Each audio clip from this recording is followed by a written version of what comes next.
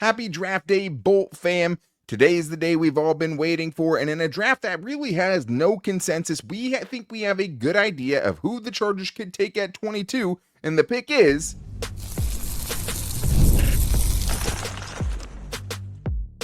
You are Locked On Chargers, your daily podcast on the Los Angeles Chargers. Part of the Locked On Podcast Network, your team every day. What is up, and welcome into the Locked On Chargers podcast. I'm your host, Daniel Wade, joined as always by my co-host, David Droegemeier, and we've been covering the Chargers now for 9 seasons together, and this is our 7th year as the host of the Locked On Chargers podcast, bringing you your team every day.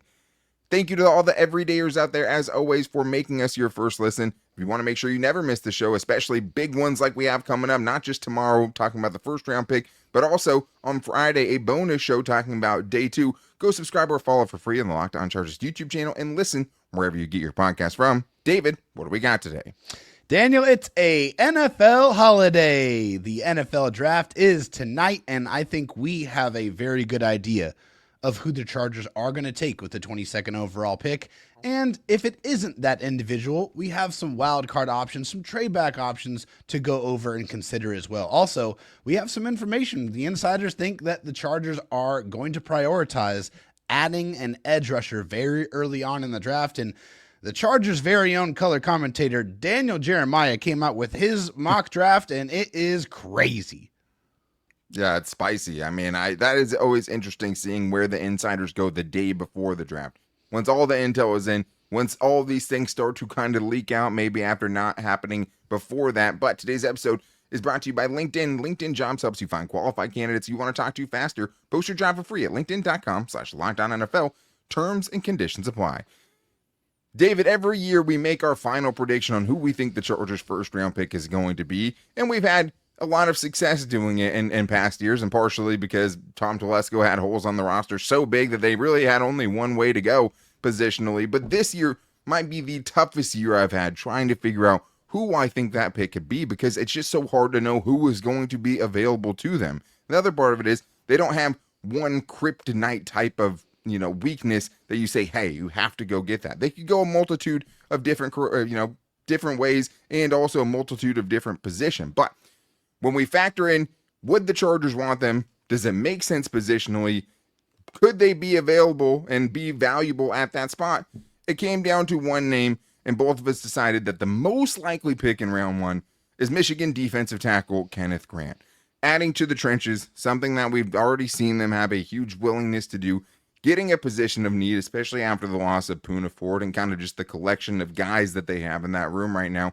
And also just, he could and should be available there. I've seen him go in the top 12. I've seen him also drop out of the first round in general. But if you had to say, hey, in a wild draft where you really have no consensus on who's going to be there, he feels like he makes the most sense. Yeah, it definitely does. I mean, it's a position that you know that you need to add premium talent to on the interior of the defensive line. There's a connection there, obviously, with Jim Harbaugh and, Jesse Minter, his former defensive coordinator. So there's not going to be any questions about who the player is, how they play. They're going to be intimately familiar with his game. So yeah. I think that takes a lot of the question marks out of it. And also, hey, they recruited him. They wanted to bring him in. They did bring him in. So they obviously want him as a player. And, hey, 6'3", 340 pounds, a guy that is just freakishly strong in the middle of the defensive line, a guy that's had at least 5, tackles for loss the past 2 seasons and 3.5 sacks. I think what we want to see, at least if it is Kenneth Grant, is that he continues to progress as a pass rusher. I think that's the, part of his game that I think we just want to see as, become more complete. But he is already an NFL-ready run defender and a guy who is going to take up a lot of space in the middle of that defensive line.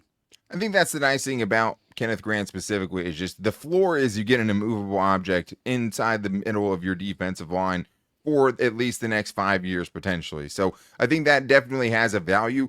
But what'll make this either, go from a good to a great pick would be that pass rush upside, and if he can tap into that. And it makes me think of guys like a Dexter Lawrence, right? Very kind of polarizing coming out because he was a dominant run stopper, but everyone was kind of unsure if he would ever be able to develop into a pass rushing guy as well. And he has, and he's making a ton of money now because Yes, of that. he is. I know the fans want Colston Loveland to be the pick here. I want So do Colston we. Loveland to be the pick here. I think, but just to give an idea before we get into these wild mock drafts, Matt Miller had Colston Loveland going at 10th to the Bears, and I believe had him as the first tight end off the board in that situation, and then Tyler Warren going at 14. Daniel Jeremiah had, after the Bears took Tyler Warren, I believe, in his draft, had the Broncos trading up to go get Colston Loveland at 13 to leapfrog the Colts before they would have a chance at him. So that gives you an idea of kind of where people think he's going to go now that the draft is here. I felt like he was sliding back a little bit early on. The hype for Colston Loveland seems to be back, and it doesn't seem like people are super concerned about whatever medical issues he has. But that is a realistic pick for the Chargers and Kenneth Grant. The guys, the Ted McMillans, other guys we would take over, and probably not going to be there. Derek Harmon, potentially, if it came down to the two of them, maybe they go with the Michigan guy instead. But I did want to talk about some potential trade back options. Guys that it could be if the Chargers are not picking at 22, which we think is a very realistic possibility. And also guys that should be available or just could be wild card picks at pick 22. So, David, when you were going through that and being like, hey, if it's not Kenneth Grant and it's maybe not one of the guys we've talked about a lot, who were those guys? Yeah, I think one of the guys that comes to mind for me, especially kind of more ideally in a slight trade back situation, would be Tyler Booker. I would not mind adding Tyler Booker to that offensive line that they just added another giant to with Mekhi Becton on the right side. You plug in Tyler Booker on the left side, a guy who is a just mean, nasty road grader, a guy that, is going to just take people's lunch money and, really enjoys kind of, being able to legally, physically assault the defenders in front of him. Like, he plays with that type of nastiness and mean streak that you really want from your offensive lineman, especially, from your guards. So I think that's the first name I think that comes to mind. Another name, probably, also in a trade back situation, Donovan Rocku, the edge rusher. I wouldn't mind it. I think that, they've already said, obviously, that, the Chargers need to add some juice, and we already know that Khalil Mack is on a 1-year deal. We know that Bud Dupree is in the last year of his contract. They got to add some youth with somebody who has some bend, and Donovan Rocku definitely has some bend around that corner. Yeah, he does. And both those guys are guys that we like. Maybe the positional, or maybe just the value of the pick doesn't make sense at 22, but if they went with either of those guys at 22, it wouldn't be the most surprising thing in the world. Especially, Tyler Booker, a guy that seems like you'd fit very well in what the Chargers want to do offensively. And also, I'd throw Ray Zabel. If it is a wild card pick, he could be a guy that goes at 22 or is maybe more attractive as a trade back situation if they're later in the 20s. I'd say another guy here we haven't talked about a lot is Emeka Egbuka. And I've seen this as a name that has been mentioned in the Chargers mocks or, to the Chargers in a lot of the recent mocks as a possibility there, which I think a lot of people write it off right away because he is thought of as, by a lot of people as a potential slot only type of guy. Now, very talented receiver who could be a solid option. I wasn't blown away by him when I watched him, but also there aren't many flaws to his game either. Some see him mainly as a slot because he struggled with some press. If they traded back, if they decided they're going to get a pass catcher in round 1 and he's the guy, I wouldn't love the pick. I think it's fine. I wouldn't be in love with it. Donovan Rocku, I really liked him when we watched him, and he does feel like a top 20 to 30 guy, so it feels like the value makes sense there. And I think the other wild card, like we've talked about a little bit, would be cornerback. How likely are they to take a cornerback at 22? I'd say it has to be kind of the perfect fit. It doesn't seem like it would be high on their list. You do have an outside cornerback position that's being manned right now by Dante Jackson and potentially Benjamin St. Juste, which aren't going to be long-term options for you. But it does feel like they could go that way if they decided to kind of just skip all of the biggest needs that they have, interior offensive line and defensive line, edge rusher even, just as a future pick, wherever the case may be. But maybe we don't have edge rusher high enough on our board because, David, Matt Miller, ESPN Draft Scout, the guy that's leading their coverage these days, had the Chargers taking an edge rusher in round 1, and he said it's because he hears that the Chargers are all in on getting an edge rusher in the early rounds of this draft class. Are we underrating that need? We thought it was more of an underrated need. Maybe it's just kind of coming into focus that they just think that is one of their biggest needs, period. We're going to talk about that and also the positions we think the Chargers have to address in rounds 1 through 3 with those premier picks. There's a way they have to go about it to make me happy, especially. We're going to talk about all that and more on today's Locked On Chargers podcast. Ever check your bank account and wonder, where did all my money go? Between dining out, online shopping, and entertainment, it's easy to lose track, and that's where Monarch Money comes in, your personal CFO, giving you full visibility and control over your finances. Monarch Money isn't just a budgeting app, it's a complete financial command center. You can track all of your accounts, investments, and spending in one place. So you stop just managing your money and you start building your wealth. When I started using Monarch, I realized how much I was spending on eating out, and that has been one of my favorite things about Monarch Money, is seeing it month over month, and I've been able to lower that cost in back-to-back months, which is, I just love having that with Monarch Money. But the other part of it is the easy collaboration. Managing money with my wife is so much smoother than it's ever been with anything we've used like this before. You can track shared impersonal accounts, set goals, and stay on the same page without the stress. Take control of your finances with Monarch Money. Use code LOCKEDONNFL at monarchmoney.com for 50% off your first year. That's monarchmoney.com, code LOCKEDONNFL for half off of your first year. I also need to tell you guys about Game Time, because there's nothing like the atmosphere of an NBA playoff game. Every bucket, every defensive stop, every moment feels huge. It's electric in the arena, and with Game Time, you can be a part of it without the stress of last-minute ticket hunting. Game Time makes it super easy and fast to get playoff tickets, and even when the demand is sky high, the prices on the app actually go down the closer it gets to tip-off, and their last-minute deals can save you up to 60%. I've gone to some big events, sporting and otherwise, because you can go to comedy, theater, whatever you're looking for, Game Time has tickets for you. I've still yet to go to an event or look for something in an event where I haven't been able to find tickets on Game Time. But my favorite part is always, if I'm going to spend the money on a premier thing, a lifetime memory, potentially, I want it to be the right situation. I want to know I'm getting a good deal. With the Game Time guarantee, you get that. With the seat view that you get that. And also, with Game Time, you know that with Game Time picks, they'll curate it for you to help find those tickets easier. So take the guesswork out of buying tickets with Game Time. Download the Game Time app, create an account, and use the code LOCKEDONNFL for $20 off your first purchase. Terms apply. But again, create an account, redeem the code LOCKEDONNFL for $20 off. Download Game Time today. Last minute tickets, lowest price, guaranteed. All right, David, we have more to get to on this draft day, including a couple of wild mock drafts. We're going to start with Matt Miller, who, is a guy that's recently, moved to ESPN and has been one of the top draft analysts around the NFL over the last several seasons. And I'm sure is pretty plugged in, which is why we're using this here, because he had a very intentional note that he left in his latest mock draft, where he had the Chargers taking edge rusher from Marshall, Mike Green, which I feel like is unrealistic. We'll get to that part too, but this is what he had to say about it. Green was one of the hottest and most interesting names in my discussions with Scout this week. He could legitimately go anywhere from number 11 all the way down to round 2. That said, the Chargers are rumored to be all in on improving an edge rusher in the early rounds. That's the part I want to focus on right here, because if they took Mike Green, it would tell us something, because he does have 2 sexual assault allegations or accusations in his past, and the Chargers have strayed as far away from that as they possibly can. And it's worked out, and we've laughed at a lot of Raiders draft picks that they took guys with character concerns that ended up being, what they ended up being in the case, Henry Ruggs or Garyon Conley, you name it. The Chargers have stayed away from that, and it's paid off for them. As far as the edge rusher part of this specifically, that is interesting, because it makes sense, David. Good teams fill big needs before they become big needs. We know a year from now, the Chargers are not going to have one of their best edge rushers, their best edge rusher on the roster, more than likely. Maybe we've been overlooking how important this is for the Chargers to get an edge rusher in one of these early rounds.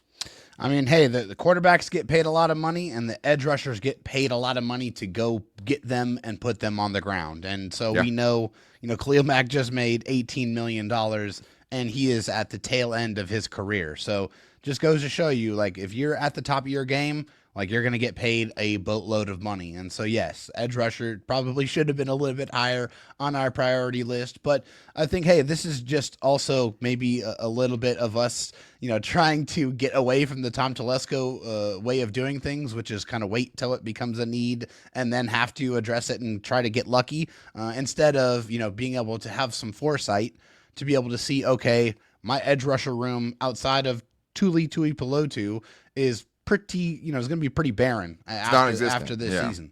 So it's, time, if the right opportunity presents itself and I have a player that I am completely sold on adding to my edge room right now, to where you can learn under a future, first ballot Hall of Famer in Khalil Mack might not be the worst thing in the world. Get him some seasoning, and then, hey, maybe turn him loose in year number 2.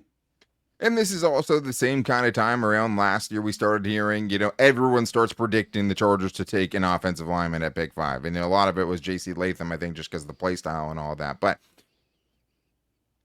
it's one of the shallowest positions on the roster right now. I think the hard thing is you feel good about the 2 guys you have starting there, whereas, a lot of the other guys we're talking about with these early picks, we're hoping to improve a position that the Chargers might have one good guy at, right? Like a wide receiver, you're hoping for a wide receiver at 2. A tight end, you're looking for a top receiving option, a guy that could do that. But you have other guys at those positions already. Yeah.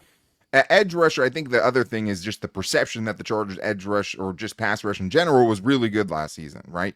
It wasn't. It wasn't as good as thought. I mean, it wasn't as good as it should have been, honestly. I mean, with Joey Bosa obviously banged up, Thule had a good stretch there. Khalil Mack, still their best edge rusher, but didn't have the crazy numbers we've seen from him. So I think that, even this year, you need more edge rush help. And maybe that's the part we looked over a little bit, too. Just wanting a better running back or a tight end or a wide receiver, because they do need all of those things. But edge rusher is a top position. It is a highly valued position. And the fact that they're thinking about it is what they should be doing. But let's get to what our biggest needs are, David. And I think, for me, it comes down to this. The positions that need to be addressed on day 1 or 2. And I kind of cheated here because these are the 3 positions that I have.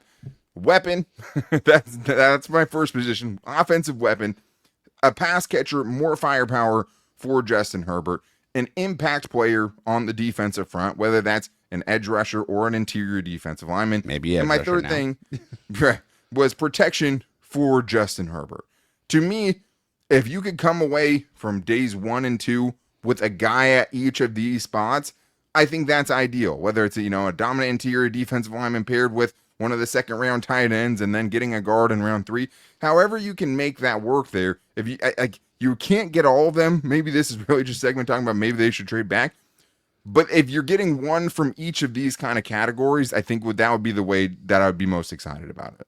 Yeah, I think the way that the Chargers went about, kind of addressing their needs in free agency, kind of adding bodies and, being able to kind of really, provide quality depth. Mm-hmm. I think that was a good way to build a roster. Now they kind of have to start adding at the top end, which is also in reverse from the way Tom Telesco did it, which he really focused on the big high swings. end, top end talent, and then after that, the depth was just was not there. And so this is a completely kind of different philosophy in building the roster is, hey, let's, make sure we have plenty of depth so that way we can go add at the top end. And I do think that is something they absolutely need to do.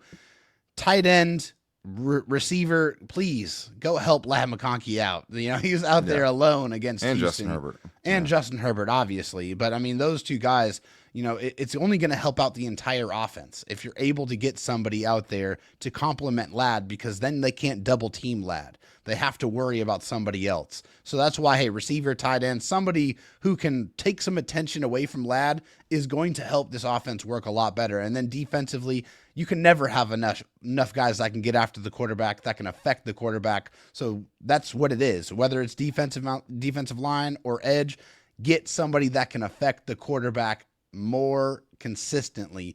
Those, I mean, they're the things that we absolutely have to see. And yeah, more protection for Justin Herbert. I love the Mekhi Becton pick. I think we all do, but we also recognize that it's just not enough. You got to add more to feel better about, hey, going up against a schedule that's going to feature 9 playoff teams. So you have work to do. These are the picks that you have to get that work done with. Absolutely. And these are, just position groupings that kind of just, you need somebody there in a long-term way, and you need kind of short-term impact players for those spots to improve those groups this year as well. And I think when you're talking about, the pass catching options, I think the thing that you have to kind of, is a tough pill to swallow is you might not get 2 of them in the first 3 days of the draft. You're not going to get necessarily 2 of guys on the defensive line in the first 2 days of the draft. You could, but it's then you're not getting a weapon or protection for Justin Herbert. One of those has to get left out, assuming you stay with the picks that you currently have. So protecting Justin Herbert with the way, because right now, assuming Zion Johnson's the center, you're potentially rolling out 2 of the 3 same interior offensive linemen as you did last season when everything came crashing down in that playoff game, which is just insane. So we've talked about it before. Maybe you can find that guy in round 4, like a Dylan Fairchild we liked a lot. But still, it has to be one of the total onuses of this draft class is, hey, protecting Justin Herbert, giving Justin Herbert some more firepower, and defensively building up that front, right, to try to start building a dominant defensive front like the one we just saw the Eagles absolutely dismantle the Chiefs with in the Super Bowl. But we still have more to get into, including this wild Daniel Jeremiah mock draft where he has the Chargers taking Treyveon Henderson, which is crazy, but he also has him taking him over a Marion Hampton. We're going to get into that and more in today's Locked On Chargers podcast. As a small business owner, your work doesn't end when the clock hits 5. Your business is always on your mind, which means when it's time to hire, you need a partner that works just as hard as you do, and that's where LinkedIn Jobs comes in. When you clock out, LinkedIn clocks in. LinkedIn makes it easy to post your job for free, share it with your network, and get qualified candidates all in one place. All you have to do is use LinkedIn's new feature, which can help you write job descriptions and quickly get your job in front of the right people with deep candidate insights. And here's a pro tip: add the hashtag hiring frame to your profile picture to double your reach to qualified candidates. No wonder 72% of small businesses say that LinkedIn helps them find high quality hires, so you're not having to try to fill that spot again in a couple of months. Getting the right candidate, getting quality candidates is so important. So post your job for free at linkedin.com/LockedOnNFL. That's linkedin.com/LockedOnNFL to post your job for free. Terms and conditions apply. David, one more segment, and the next time we'll be talking about who the Chargers took in the first round, assuming they take someone in the first round, on our live show tonight. So thank you guys, as always, for making us your first listen. Make sure you're going and subscribing or following for free on the Locked On Chargers YouTube channel and listening wherever you get your podcast from, and turning those notifications on so you know when we go live tonight to talk about whoever this pick ends up being, because we know we're so excited, and then we also have a bonus show tomorrow night. If you want a little warm-up, check out the Locked On NFL mock draft, where you have all of us going through in our war rooms, 32 people, 32 shows that cover their team every day to give you a little taster, and we ended up with Colston Loveland in that mock. So love that. Find that on the Locked On NFL Draft YouTube or podcast, wherever you get your podcast from. Let's talk about Daniel Jeremiah, because he made some waves on draft eve coming out with his final mock draft, and we really respect Daniel Jeremiah, not just, you know, as a Chargers guy, because he is, but also just as a draft expert. He's a dude that's pretty, plugged in. And a San Diego guy. And a San Diego guy. Big Padres fan as well. But also just the fact that, he seems pretty genuine, and he seems pretty plugged in. And also, you feel like he has, if there was a draft expert that had some insight on what the Chargers would do, you feel like it would be Daniel Jeremiah, right? Yep. That's just kind of what it seems like it would be, which made it all the more surprising when Daniel Jeremiah took Treyveon Henderson in his final mock draft, not in a trade back situation, with the 22nd overall pick. Not only that, David, he took them over Marion Hampton, who is a guy that feels like he's tailor-made. If the Chargers want to go running back, a guy tailor-made for Greg Roman's offense. This was pretty shocking from Daniel Jeremiah. Yeah, I was flabbergasted. I was so excited to read it too. Yeah, I was too. Because obviously I have tremendous amount of respect for Daniel Jeremiah and his expertise, and what it's clear and obvious he puts a ton of work into covering the draft. That's why they have him on the big networks every single year covering this gigantic event. But this was something that left me scratching my head. I like Trayvon Henderson as a player. From what he does on the field, it's understandable to want to add that type of connection to the Chargers offense. But at 22 overall, I think that is very rich. And hey, you're taking him over guys like Kenneth Grant, Derek Harmon, Jahdae Barron, Tyler Booker. Those are all guys that I would take. And of course, in addition to Marion Hampton, I would take all of those guys over taking Trayvon Henderson with the 22nd overall pick. Yeah, taking him over Will Johnson, and just not having Will Johnson in the first round at all. So maybe, but that's an interesting thing too. We talked about earlier, him having the Broncos trade up to go get Colston Loveland, who might have some medical concerns. Will Johnson, I know he didn't run the 40, but man, his tape was really good when we watched him. So it's interesting because he is plugged in. And also, the big receivers, the Tet McMillans, the Matthew Goldens were gone. I think even Egbuka was gone in his draft and went like top 16 in this one. But he also, Matt Miller had them taking Mike Green. He didn't even have Mike Green in his first round either. He had him falling out of the first round. So crazy to think they would take him over a Marion Hampton. It feels to me this has a lot to do with the team recreating the Jahmyr Gibbs, David Montgomery thing that's worked out very well with the Lions, which hasn't turned into, to a Super Bowl win or anything, but hard to, argue with, hey, look at what their offense is able to do. It's nice when you have a guy like Ben Johnson, and Greg Roman is no Ben Johnson. I'd have, not as much faith that he could make it work. Another part of this is Treyveon Henderson is not Jahmyr Gibbs. They're not the same prospect. They're not on the same level as Jahmyr Gibbs was at the time when he was drafted by the Lions. It was surprising they moved, took him where they did. But looking still, pretty smart now. It is looking pretty smart. And I understand trying to recreate that, but I mean, this feels like it would be a reach trying to maybe get something that you don't even have the same players, right? A Najee Harris, Trayvon Henderson backfield would be awesome. It would be a great fit. Doesn't mean they should take him at 22. And I know that Daniel Jeremiah might be, like if you could take anything from this, maybe, running back is one of their top needs and they will take one earlier and they won't wait till day 3. But at the same time, I wouldn't get too carried away with this because I saw Chargers fans, questioning life when they saw, okay, this is the way that the Chargers are going at the 22nd pick. And this is Daniel Jeremiah. Their radio color guy is the one saying it. So another interesting thing that I saw as part of this was 3 quarterbacks going not just in the first round, but before the Chargers even selected at 22. It was Jackson Dart second after Cam Ward, who's the obvious number 1 overall pick, and then the Steelers taking Shedeur Sanders right ahead of the Chargers.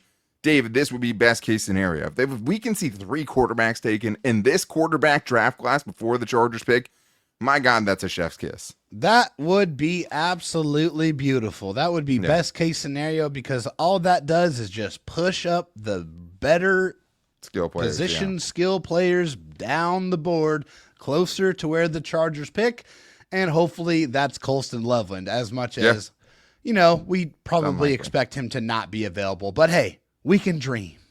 Well, the thing is what it does mean is you could get some options at 22 that don't seem realistic right now. That could seem a lot more realistic if you were penciling in 3 quarterbacks before the Chargers select. So no doubt. That part, I totally agree with you. And I think the other thing is just for them specifically, a lot of tackles going in a lot of these late mock drafts. The tackle hype seems great. And one of the biggest advantages the Chargers have is not needing an offensive tackle and not needing a quarterback. Man, does that feel good, Daniel? Oh, God.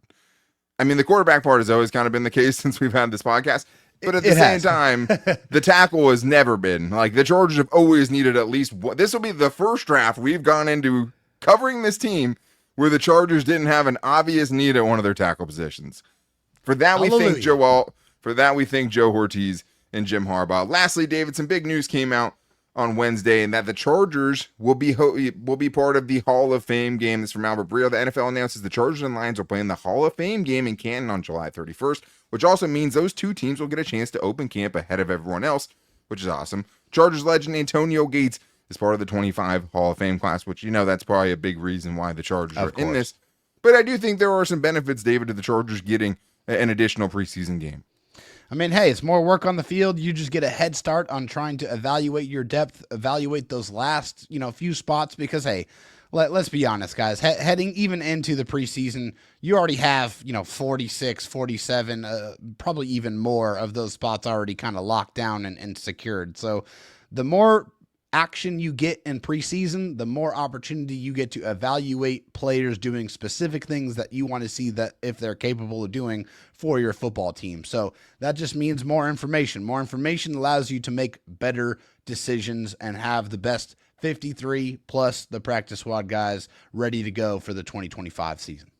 Totally agree. And, I wanted to add his Albert Breer specific tweet about it because it also means they get extra training camp, which is pretty important too, especially for young players, for new players, guys in the first years of their scheme.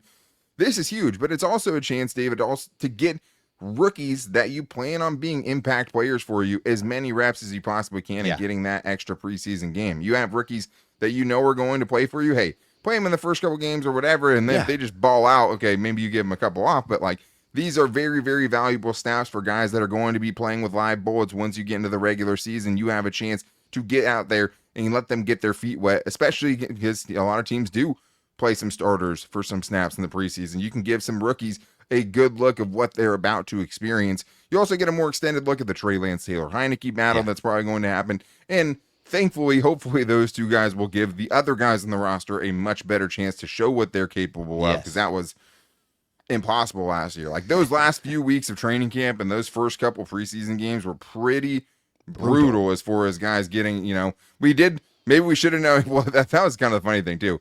We didn't know the Chargers had the best defense in the league. And we were saying, hey, it's going to be really hard to tell how good this defense is with these quarterbacks running these practices against them. Of course, they're going to look like the best defense in the league. And then maybe it wasn't Easton Stick's fault because the Chargers had the best scoring defense in the NFL last season. He did get signed by the Atlanta Falcons. So, hey, congratulations to Easton Stick.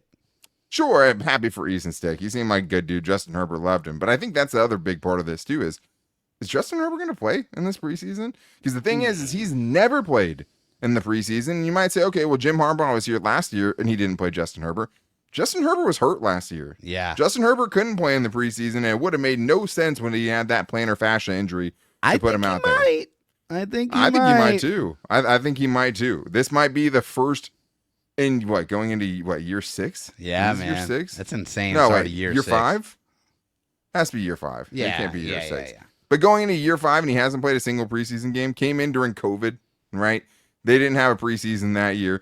Then he was under Brandon Staley, who didn't believe in it. And then obviously 1 year of Jim Harbaugh, where we don't know what he would have done eventually. So it'd be interesting. I do think it is more positive than negative. I would say I'm not in that specific game playing in Canton. I remember that field maybe having some issues. Definitely not that game. No. I'm keeping my starters as far away from that specific game as possible, but I do think there are more benefits than downsides to it. But David, the next time we talk, we are going to know who the Chargers have selected in the first round of the NFL draft. Make sure you guys are back here with us tonight for the live show, and do that by following or subscribing for free to the Locked On Chargers YouTube channel and listening wherever you get your podcast from as well. And you're going to want to make sure you're following us on all of our social media, because we're going to be putting clips out as well. So follow us on Twitter at Locked On LAC, on Instagram at Locked On Chargers, and our Locked On Chargers Facebook page, and keep your notifications on so you know when we're going to be talking a lot over these next couple of days. Not just a live show tonight after the first round of the draft, but also a live show tomorrow night after the second round of the draft, talking about their second and third round picks. We are so excited. It's going to be wild. There's really a million infinite ways that tonight can go, but make sure you're back here tonight to get into all of the wildness that inevitably is going to happen on day 1 of the NFL draft. But until then, guys, take it easy and go Bolts.